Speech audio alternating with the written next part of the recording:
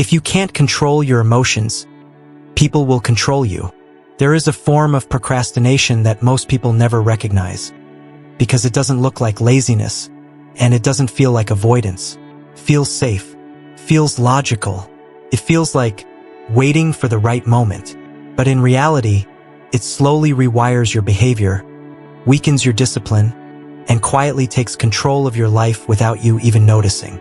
In this video, you are going to understand the most dangerous form of procrastination in human behavior, how it hides behind overthinking, perfectionism, emotional hesitation, and constant delay disguised as planning.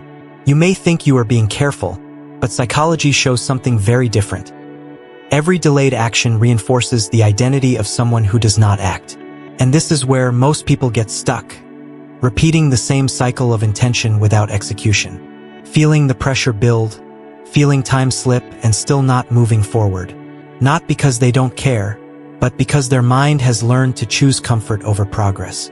Today, we will break down how this pattern forms in the brain, why it becomes stronger over time, and how it silently affects your habits, relationships, self-control, and even your sense of identity. More importantly, you will see what separates those who stay stuck from those who finally break the cycle. Stay until the end, because the final part will reveal a psychological shift that changes how you respond to delay itself. And once you see it clearly, you won't be able to unsee it. Stay with me on this, because this is where most people quietly lose their days without even realizing it. There's a strange kind of procrastination that doesn't feel like procrastination at all. It feels organized. It feels responsible. It feels like you're actually doing something, when in reality, nothing is moving forward. It's the moment you open your laptop, stare at everything you need to do, and suddenly your brain convinces you that you should get ready first. Maybe check messages. Maybe clean the desk. Maybe just warm up a little before starting. And somehow, that warm-up turns into half the day. It's not laziness. That's the part people get wrong. Laziness is obvious. This is quieter. It hides inside small decisions that feel. Think about a real situation most people know too well. You sit down to do something important, maybe a task that actually matters to your future. You feel it for a second. That small tension in your chest, that quiet discomfort that says, this requires focus. And instead of pushing through, your attention slips somewhere easier. A notification, a quick scroll, something light, something that doesn't demand anything from you. And here's the trap. The relief you feel in that moment is real. It's small, but real enough for your brain to remember it. So the next time you face the same task, your mind already knows the shortcut. Avoid the discomfort, get the relief. Over time, this becomes automatic. You don't even negotiate with yourself anymore. You just drift away from the task without thinking about it. What's tricky is that your life still looks busy. You still feel like you're doing things. But there's a difference between movement and progress, and most people only notice it when time starts feeling heavier than their results. And the more this pattern repeats, the more your brain starts associating important work with emotional discomfort. Not because the work is actually painful, but because you've trained your attention to escape right before engagement begins. So even simple things start to feel heavier than they are. What makes this even more interesting is how quickly it blends into identity without you noticing. At some point, you stop saying, I'm delaying this. It becomes more subtle than that. It turns into, I just need more time to get into it, or I don't feel ready yet. And those phrases sound harmless, even logical, but they quietly reinforce the same cycle over and over again. And once that cycle stabilizes, the real issue isn't time anymore. It's that your mind starts trusting delay more than action. There's another layer to this pattern that most people only notice when it starts affecting their actual life, not just their schedule. It doesn't look like procrastination anymore. It starts looking like hesitation, like standing at a door you already know how to open, but your hand keeps stopping right before the handle. You're not confused. You're not lost. You're just caught in this strange moment where your mind keeps, and what's happening underneath is subtle. The brain starts associating action with a kind of internal friction. Not pain, not fear in a dramatic sense, just a mild resistance that shows up before you even begin. So instead of pushing through it, your attention naturally slides toward anything that feels lighter. quick video, a random scroll, something that doesn't ask anything from you. And in that moment, your brain gets a small reward. Nothing big, just relief. A tiny release of pressure. But here's where things quietly shift. Because the brain doesn't judge the size of the reward. It just remembers the pattern. Discomfort, escape, relief. Do that enough times and something interesting happens. The hesitation stops feeling like a choice. It starts feeling like the default setting. So even when you genuinely want to act, there's this invisible pause that appears first. A moment where everything feels slightly heavier than it should. And most people don't even question it anymore. They just accept it as how they are. But it doesn't stop there. Because once hesitation becomes familiar, it starts expanding into other areas of life. It's not just about tasks anymore. It shows up in conversations you delay, opportunities you think about later, decisions you almost make, but don't fully commit to. And what's dangerous is how quiet this process is. There's no obvious breaking point, no single moment where everything changes. It's more like a slow rewiring of response, where your mind slowly starts trusting avoidance as a safer first move than action. And when that becomes automatic, even things you used to do without thinking begin to feel like they require extra effort, extra energy, as if you need to prepare yourself just to start living your own day. At some point, this doesn't feel like procrastination anymore. It starts to feel like a version of you that keeps repeating itself.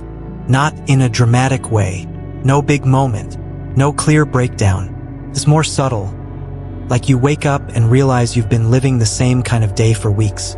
Different tasks, same outcome. Different plans, same delay.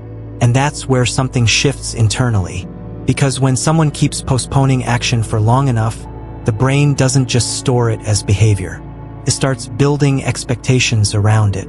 So before you even try, there's already a quiet assumption sitting in the background. This might not happen today either. And that assumption is powerful. Not loud, not emotional, just steady. Like a default setting running in the background of every decision. So even when motivation shows up, it feels unstable. It doesn't land fully. You might think today is the day. But there's a part of you already calculating how easy it would be to delay again. Not because you want to fail, but because your system has learned that delay is always available as an exit. And slowly, something interesting happens to identity without you noticing it. You stop being someone who delays tasks and start becoming someone who needs time to start. That sounds harmless, even reasonable, but it changes the internal rules. Because now, starting is no longer a natural step. It becomes something you have to negotiate with yourself every time. And negotiations drain energy. So instead of acting, you begin preparing to act. Thinking about acting. Planning to act. And it feels productive because your mind is active.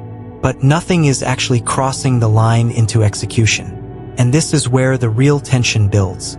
Not from one big failure, but from accumulation. A collection of almost starts, almost decisions, almost moments where things could have moved forward, but didn't fully land.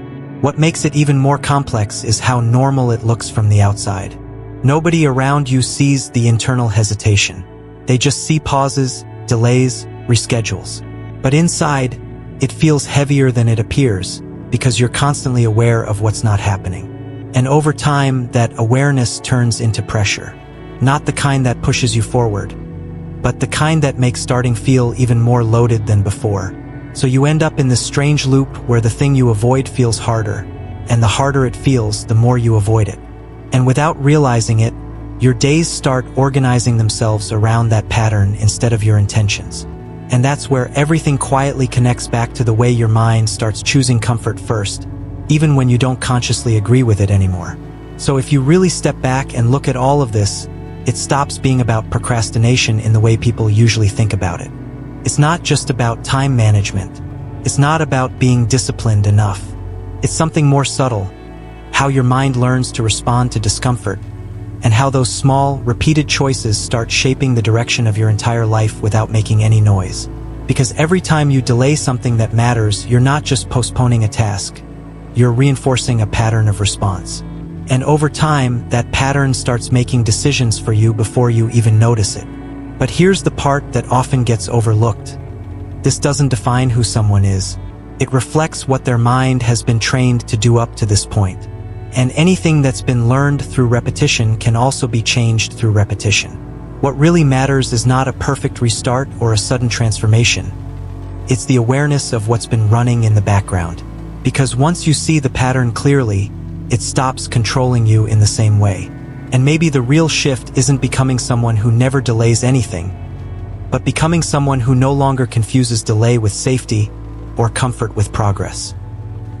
At the end of the day, life doesn't respond to intention alone. It responds to what actually gets done, even in small moments. And those small moments, they quietly decide the bigger direction everything moves in. Before you leave, if this video made you stay until the end, drop a comment with the number 1 or 2, just to show you made it all the way through. I read these, and it helps understand how many people are really watching until the final moment. If this topic hit something in your thinking, don't forget to like the video and subscribe to the channel. This helps the content reach more people dealing with the same silent patterns of procrastination, habits, and behavior control in daily life. You'll also see a video on the screen right now. Click it because it continues this same psychological breakdown in a deeper way. And if you want to go further, check out the playlist on behavioral psychology and human patterns, where everything connects into real-life decisions, habits, and mindset shifts. And remember, most people don't fail because they don't know what to do. They fail because they keep postponing what they already know.